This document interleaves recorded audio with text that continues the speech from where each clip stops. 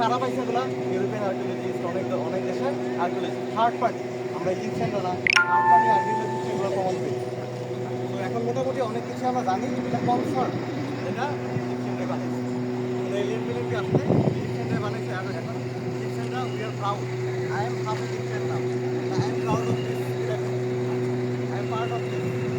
তো এখন আমরা যেটা করবো, এখন আমরা ঘুরে সবাই একটা গ্রুপ ছবি দেবো, তারপর আমরা একদম ভিতগুলো কাছে যে ছবি তুলবো। এবং আমরা যে সবাইটা করতে বলবো,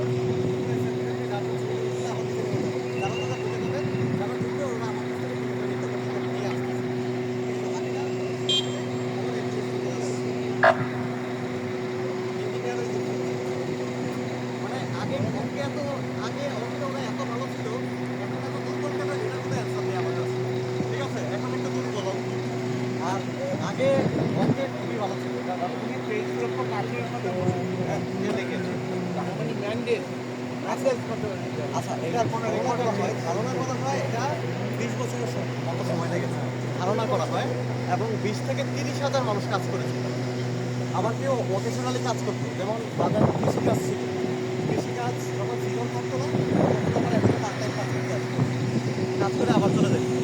তো মানে এটা পার্ট টাইম কাজ করতো, অনেক আবার ফুল টাইম কাজ করতো, ইঞ্জিনিয়াররা ফুল টাইম ছিল। অনেক অনেক অনেক বড় লজিস্টিকের ব্যাপার।